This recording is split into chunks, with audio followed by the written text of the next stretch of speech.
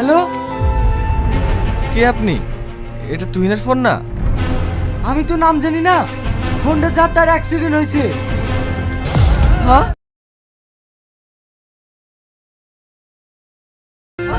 তুই অ্যাক্সিডেন্ট হয়েছে? হ্যাঁ, আপনি কি ওর বাড়ির কেউ? হ্যাঁ, কোথায় অ্যাক্সিডেন্ট হয়েছে?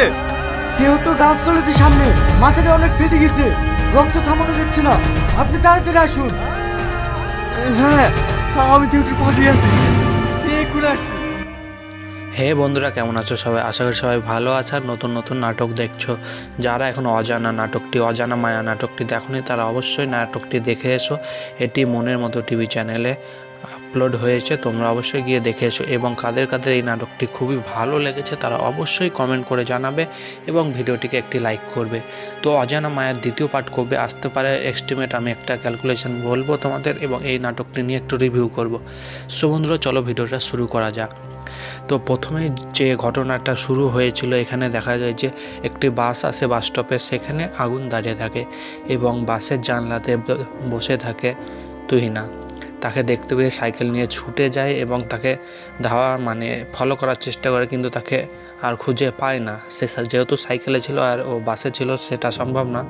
তারপরে অনেক দিন কেটে যায় এবং একদিন দেখা যায় যে আগুনের দোকানে আসে তুহিনা, কিন্তু তারপরেও ভাগ্যের কি পরিয়ে আসে, সেখানেও তাদের আর দেখা হয়নি কোনো কারণে। তারপরে তার বিয়ে ঠিক হয়ে যায় এবং বিয়ে ঠিক হয়ে যাওয়ার পরে যখন জানতে পারে যে তুহিনা হচ্ছে সাথীর সাথে বিয়ে ঠিক হয়েছিল, তার সাথীর বান্ধবী, তো তখনই তারা যে একটি মলে যায় শপিং করতে, তখন তাদের মধ্যে একটু কথা হয়। তখন থেকেই যে তুহিনা বুঝতে পারে যে আগুন তাকে ভালোবেসে এবং সেই যে বাসে তাকে ফলো করছিল সেই ছেলেটাই হচ্ছে আগুন।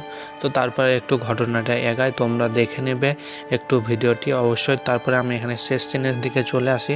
তো শেষ সিনের দিকে দেখা যায় যে এখানে আগুনের সাথে ঝগড়া হয় এবং তাদের এঙ্গেজমেন্টটা ভেঙে যায়। সেখানে সাথে এটা বলে যে তোমার সাথে আর থাকারও কোনো নাই, নিচু নিচু কথা বলে অনেক। তারপরে দেখা যায় যে একটি কল করে আগুন।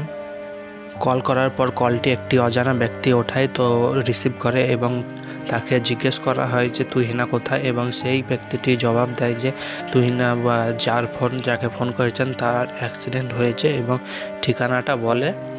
তো আগুন তারপরে সেই জায়গাটায় যাওয়ার জন্য বেরোয় এবং এখানেই যে আমাদের অজানা মায়ার প্রথম পর্বটা শেষ হয়ে যায়। এবং দ্বিতীয় পর্বতে কি হতে পারে আমরা এবার সেটা নিয়ে কথা বলবো। তো দেখো, দ্বিতীয় পর্বতে হতে পারে যে তুহিনাকে কেউ বা কারা মারার চেষ্টা করেছিল অ্যাক্সিডেন্ট করিয়ে, বা সাথী বা তার পরিবারের লোক হয়তো জেনে গিয়েছিল যে তুহিনার সাথে এরকম ঘটনা চলছে। তো এক্ষেত্রে সেটা হতে পারে, কিন্তু এটা না হতে পারে, যাতে আমি একটা কনক্লুশন দিয়েছি। এবং পরবর্তী পার্টে আরও কি দেখা যেতে পারে যে তুহিনা কি আগুনের সাথে কি মিলন হয়, সেটা তো আলাদা কথা, যেটা হতেই পারে। তারপরে দেখা যায় যে আগুন কি যে সাথে তাকে অপমান করেছে তার বদলা নিতে পারবে, এটা দেখার বিষয় রয়েছে। তো অবশ্যই ভিডিওটিকে একটি লাইক করে দাও এবং কমেন্ট করে দাও। এবং এর দ্বিতীয় পার্ট আসতে অনেক দেরি, কেননা তোমরা অনেকেই জানো যে বহু নাটকের দ্বিতীয় পার্ট আসবে বলে এখনও আসেনি, সেগুলো সবকটা পেন্ডিং পড়ে আছে। দেখা যাক এটি কবে আসতে পারে। আস্তে আস্তে অনেকটাই দেরি হয়ে যাবে বলে আমার মনে হয়। তোমাদের কি মতামত অবশ্যই কমেন্টে জানাবে। দেখা হচ্ছে পরের ভিডিওতে। হে বন্ধুরা, কেমন আছো সবাই? আশা করি সবাই ভালো আছে আর নতুন নতুন নাটক দেখছো।